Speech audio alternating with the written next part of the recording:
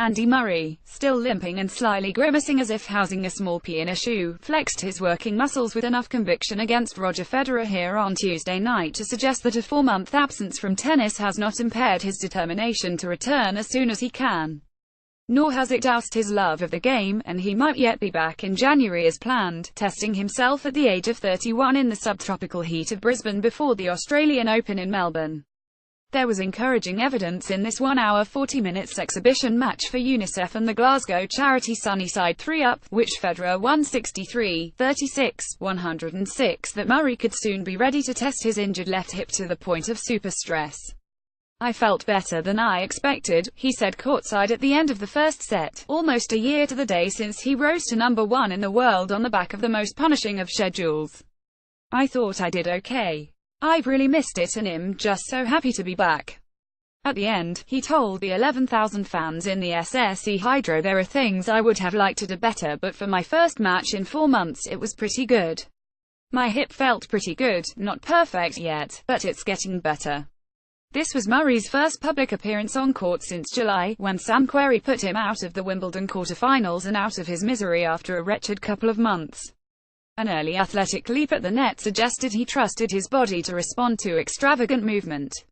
Nonetheless, there were wide winners from Federer left well alone that Murray would have hunted down at breakpoint in a slam final. His sideways movement, the real test of his fitness, was adequate, although he was as quick off the mark going forward as he always is, and the ball sprung sweetly from his racket much of the time. Here, though, the priorities were entertainment, a gentle exploration of his physical limits, and a little performance pride. While there was a running thrum of crowd laughter to keep the mood light, the unspoken challenge for both players was to contain their competitive urges, to put on a show in a workout with no significance beyond the obvious: no titles, no prize money, just reassurance that Murray could still compete. He can. But, as he knows, he has a little way to go yet before he's ready to put his feet to the fire. He earlier outlined a schedule slightly less onerous than his usual 6-week midwinter training block. "My plan is to do a couple of weeks in Miami and then go to Australia very early, much earlier than I have done in the past," he said. "Coming into the beginning of the new year I will be at a bit of a disadvantage because I have not played matches for a long time. So, if I can go there a bit earlier to get used to the conditions, a bit sooner than some of the other players, that might help level it up a bit." Federer, who endured the pain and frustration of a 7-month break in 2016 before returning in Melbourne to win his 18th Grand Slam title, was sympathetic to Murray's ordeal. "My best advice is just to get fit again. Seriously, that's it," he said. "Take your time, however long it takes. When you come back, you want to be at 100%, otherwise the problem is you feel you just can't beat the best at the big tournaments." Roger Federer wore a kilt for part of the charity match against Andy Murray. Photographed per Shutterstock, the Swiss entertainer did his bit by wearing a kilt at the start of the second set, smiling at Murray's mid-match observation, "That's probably the only way I'm going to beat him." The gap was not quite that obvious, but it was also impossible to ignore, as was the Tomas Chanter, "See you Jimmy" wig Federer gave the Scot to wear, to loud applause, in the closing points. "At least it covered up my bald patch," Murray said. It was good to see him smiling, and the arrival of a second child for him and his wife, Kim, shortly will soon give him cause for more happiness.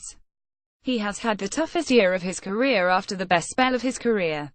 That is a conjunction of experience he seems well able to accommodate, and given the palpable joy he still gets from hitting a tennis ball, there is reason to believe he will be with us for a couple of years yet.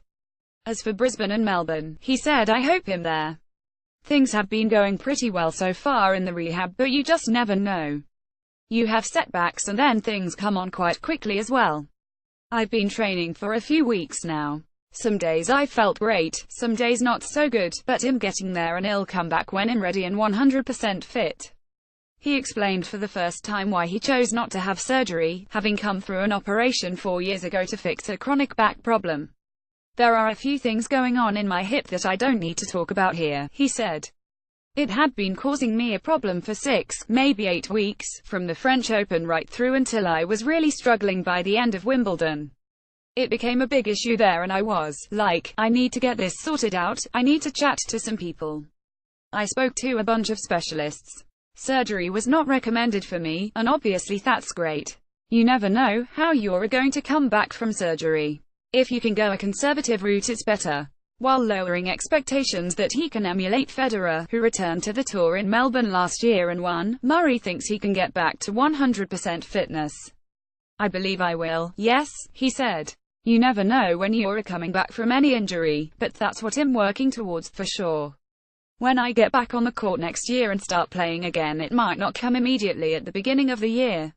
I might not play my best tennis straight off, but there's nothing making me think that he cannot. There is a difference between 7,580% practice and going flat out at 100% for 2.5 or 3 hours on the match court. Until I do that, I can't say for certain, but I think he'll be able to come back just fine." He added, "I made probably a bit of a mistake trying to get ready for the US Open where he withdrew after the draw was made, but it was the last major of the year and I wanted to give it a go. Now it's been time to give my body the rest and recovery it needs. And I will come back when I'm ready."